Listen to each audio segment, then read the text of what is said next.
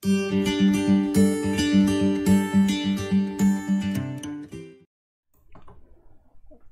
kita bertemu lagi di tutorial Google Classroom. Kali ini kita akan mempraktekkan bagaimana dosen dan juga mahasiswa melangsungkan bimbingan skripsi melalui fitur-fitur yang disediakan oleh Google Classroom. Langsung saja, yang pertama dosen. Kita buka kelas dosen terlebih dahulu. Jadi yang pertama, kalau dosen mau melaksanakan bimbingan skripsi di Google Classroom, dosen harus membuat dulu kelasnya. Ini contoh kelas yang saya buat. Kelas bimbingan skripsi. Kalau sudah dibuat, kodenya tinggal dikirimkan kepada mahasiswa bimbingan kita, sehingga mereka bisa bergabung ke kelas kita. Nah, kalau ada yang belum tahu kira-kira gimana cara membuat kelas, silahkan bisa dilihat di video sebelumnya. Saya sertakan linknya di bawah. Yang berikutnya, apa yang harus kita setting agar kelas kita bisa dipakai untuk bimbingan? Semua settingan itu kita lakukan di tugas kelas, di halaman tugas kelas. Nah, ini misalnya saya akan membagi topik berdasarkan pada tahapan bimbingan. Jadi ada proposal, ada bimbingan skripsi, dan ada ujian skripsi. Yang ini adalah bagian topiknya, yang ini saya memanfaatkan fitur tugas. Nah, ini yang belum berarti proposal ya, yang belum proposal. Nah, kita klik saja ini contohnya. Kita klik saja buat, kemudian kita klik topik, dan kemudian di sini kita tulis proposal skripsi, kemudian kita pilih tambahkan. Nah, setelah itu di sini lalu kemudian kita kasih tugas. Ini kita klik buat, kemudian kita pilih tugas. Di sini misalnya apa? Misalnya pra dan pasca seminar proposal. Jadi kita maunya melaksanakan bimbingan pra dan pasca seminar itu di sini. Kita tulis saja misalnya gini. Upload proposal Anda di sini, misal gitu. Lalu kemudian kita pilih topiknya apa tadi? Topiknya proposal skripsi. Kemudian kita klik tugaskan. Yang lainnya tidak usah disetting, cukup seperti itu saja. Nah, ini jadi sudah ada 3 tahap yang kita setting di kelas kita, yaitu tahap proposal skripsi, lalu bimbingan skripsinya, dan terakhir adalah tahap ujian skripsi yang akan kita pakai untuk membimbing mahasiswa pra dan pasca ujian skripsi. Oh, ini pra-nya harusnya ada di atas, tinggal kita klik saja, naikkan seperti ini. Oke, sekarang ketika kelas sudah siap seperti ini, maka apa yang harus dilakukan oleh mahasiswa? Nanti setelah kita membahas tentang apa yang harus dilakukan oleh mahasiswa, kita akan kembali ke halaman Google Classroom dosen. Sekarang kita coba untuk melihat bagaimana tampilan Google Classroom untuk mahasiswa. Nah, ini seperti ini. Jadi ketika mahasiswa sudah bergabung ke Google Classroom yang disetting oleh dosen untuk melakukan bimbingan skripsi, akan tampil seperti ini. Jadi ini adalah kelas bimbingan skripsi yang sudah disediakan oleh dosen untuk mahasiswa. Nah, apa yang harus dilakukan oleh mahasiswa? Semua ada di sini di tugas kelas ini karena tadi sudah disetting oleh dosen. Nah, kita lihat misalnya di sini ada 3 bagian sebagaimana settingan dosen tadi itu, dan mahasiswa tinggal melihat dia sudah sampai pada tahap apa. Kalau tahap bimbingan ya berarti nanti urusannya di sini. Kalau tahap proposal urusannya di sini. Sekarang kita contohkan mahasiswa masih mau bimbingan proposal misalnya. Tinggal kita klik saja, mahasiswa harus klik ini, pra dan pasca seminar proposal ini. Lalu kemudian klik lihat tugas. Nah, di sini akan tampil form untuk upload proposalnya. Tinggal klik saja ini. Mahasiswa sudah harus menyiapkan proposalnya, dan kemudian kita klik file, lalu upload filenya ke sini. Mahasiswa tinggal mencari file proposal skripsi yang hendak diupload. Nih misal kita lihat ada di, bentar saya taruh di mana. Nah ini misalnya, kalau sudah ketemu kita upload dan kemudian kita akan dibawa kembali pada halaman ini, halaman tugas pra dan pasca seminar proposal. Nah kalau sudah seperti ini kita tinggal klik saja, mahasiswa tinggal klik saja ini serahkan, lalu klik lagi serahkan. Dan mahasiswa juga bisa menambahkan komentar pribadi, misalnya di sini mohon bimbingan, misalnya gitu. Tinggal kita klik saja ini posting.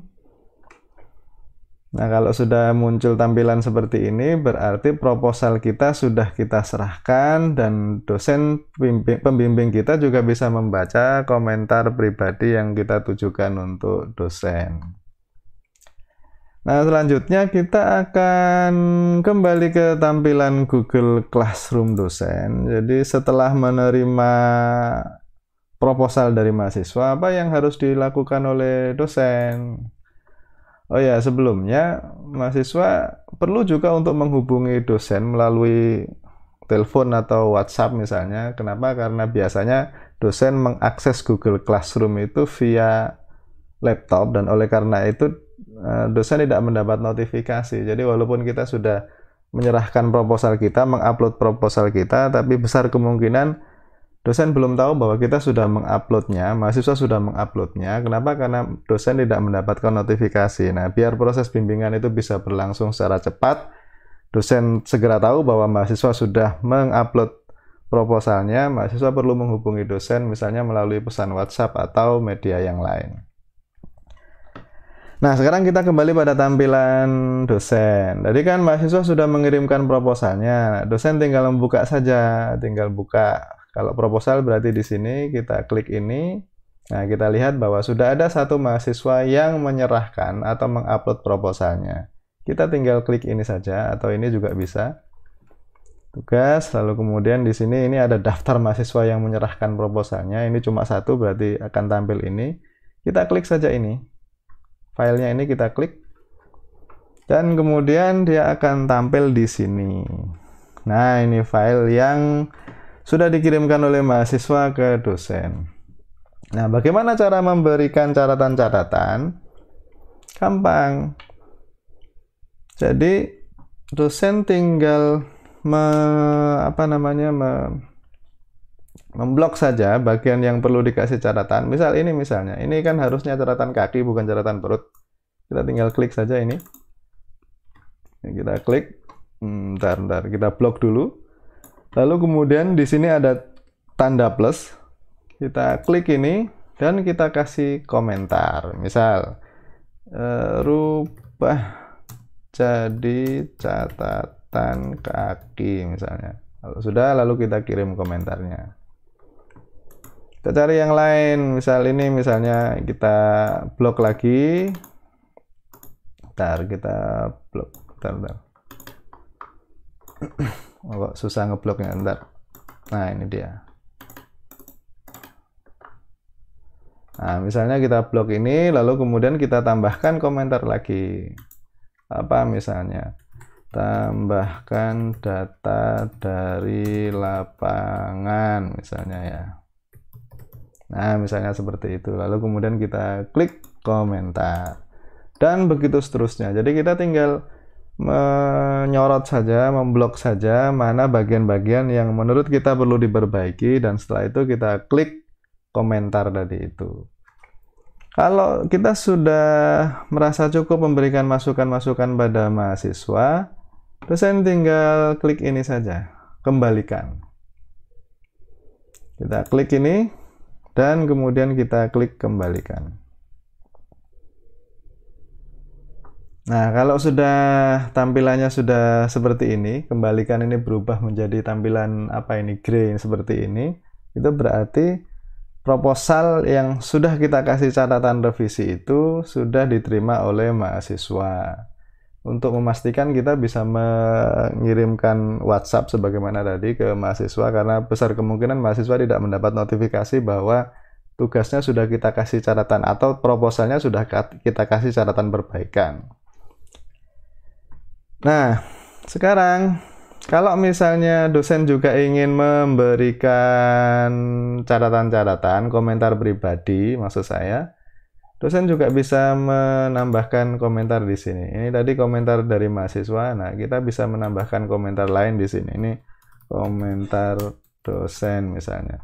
Dan kemudian kita klik posting. Nah, ini yang perlu dilakukan oleh dosen ketika ada mahasiswa yang sudah mengupload proposalnya untuk kita bimbing. Lalu sekarang kita akan kembali lagi ke tampilan Google Classroom mahasiswa. Apa yang perlu dilakukan oleh mahasiswa ketika dosen sudah mengirimkan catatan-catatan perbaikannya? Kita lihat kembali di pra dan pasca seminar proposal. Nah, kita lihat tombolnya sudah berubah lagi menjadi serahkan. Kalau tadi kan sudah enggak ya. Begitu kita kirim, tombol serahkan ini enggak ada. Nah, kalau sudah kembali lagi ada tombol serahkan, itu berarti dosen sudah memberikan masukan-masukannya ke kita. Nah, yang harus kita lakukan adalah kita tinggal membuka saja ini. Atau kita baca komentar dosen di sini kalau dosen memberikan komentarnya. Kita klik ini, proposal ini. Kemudian akan tampil seperti ini, lalu kita pilih buka dengan Google Dokumen.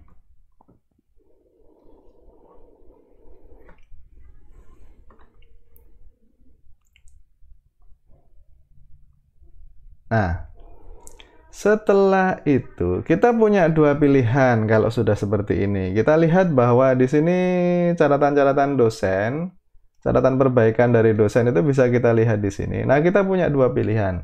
Yang pertama, kita memperbaiki proposal yang ada di laptop kita atau di komputer kita, atau kita secara langsung memperbaikinya di sini. Tapi saya tidak menyarankan mahasiswa untuk secara langsung memperbaiki di sini karena ini kita memakai aplikasi Google Dokumen yang boleh jadi ada format atau style yang berbeda, sehingga ketika Anda memperbaikinya di sini itu boleh jadi formatnya lalu berubah, entah fontnya yang berubah, spasinya atau yang lain-lain. Jadi jauh lebih baik kalau Anda pakai ini sebagai referensi untuk memperbaiki file proposal yang ada di laptop sampean sendiri. Jangan langsung memperbaiki di sini. Tapi misal taruh kata misal ya entah apa yang terjadi dengan laptop sampean, misalnya rusak atau apapun misalnya, lalu Anda ingin memperbaikinya langsung di sini juga bisa. Jadi tinggal kita perbaiki saja, misalnya ini lalu kita rubah menjadi catatan kaki dan seterusnya itu ya. Taruh kata ini gampang-gampangnya ini sudah kita perbaiki. Tinggal kita tulis saja di sini misal ini hasil revisi gitu ya. Proposal skripsi hasil revisi.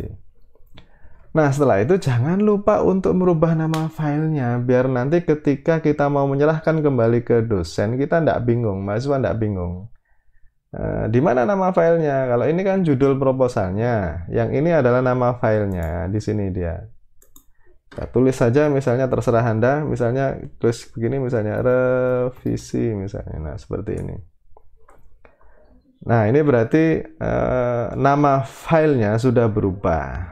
Kita lihat kalau di sini sudah ada tanda centang seperti ini, itu berarti semua perubahan yang kita lakukan itu sudah secara otomatis disimpan oleh Google. Jadi kita tidak perlu menyimpannya pakai save.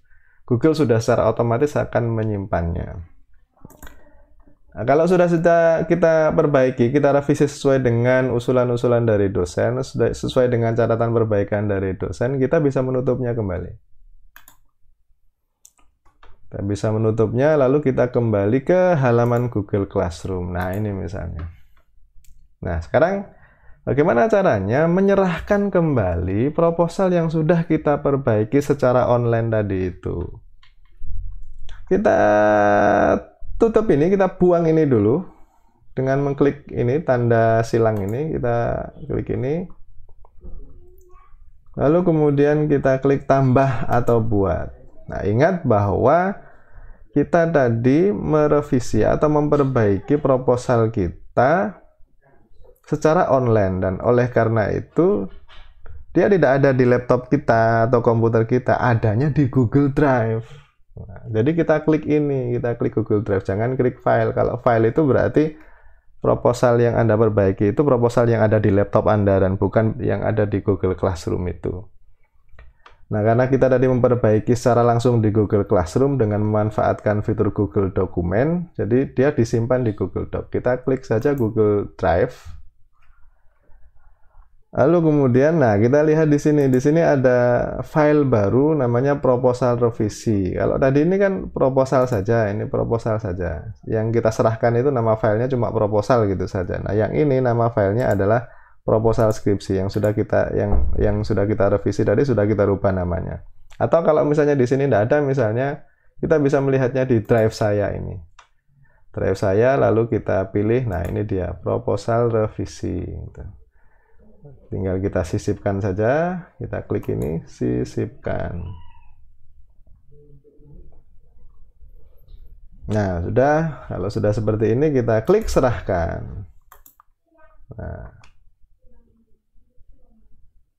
Nah, sudah. Kalau sudah seperti ini berarti proposal yang sudah kita revisi tadi sudah akan diterima oleh dosen. Dan jangan lupa sebagaimana tadi, Anda perlu untuk memastikan bahwa dosen mengetahui kalau Anda sudah upload revisian proposal dengan menghubungi dosen melalui WhatsApp misalnya. Nah, dosen pun sama, ketika misalnya sudah menerima proposal yang sudah diperbaiki, dosen tinggal membuka kembali proposalnya dengan membuka Google Classroom tadi itu di apa namanya di sini tadi di fitur tugas kelas tadi. Nah, ini sudah kembali diserahkan. Jadi di sini akan ada tulisan bahwa ada yang sudah menyerahkan proposalnya dan kita ikuti proses yang tadi sudah kita praktekkan di awal. Demikian tutorial kali ini, tutorial tentang bagaimana memanfaatkan Google Classroom untuk proses bimbingan skripsi, baik untuk dosen ataupun untuk mahasiswa. Di tutorial berikutnya kita akan mempelajari cara lain untuk melaksanakan bimbingan skripsi secara online dengan memanfaatkan fitur track changes yang ada di Microsoft Word. Nah, fitur ini menarik. Ini overview dari apa namanya video yang akan kita buat setelah ini.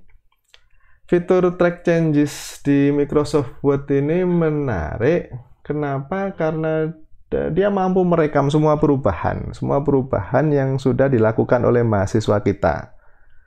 Jadi kita sebagai dosen tidak perlu lagi bertanya. Misalnya kita sudah ngasih catatan banyak gitu ya, lalu kemudian mahasiswa memperbaikinya dan dikirimkan ke kita. Kita tidak perlu lagi bertanya ke mahasiswa, ini bagian mana saja yang sudah diperbaiki. Karena apa? Karena semua catatan perubahan itu, bagian mana yang sudah berubah, itu sudah ditandai oleh Microsoft Word secara otomatis.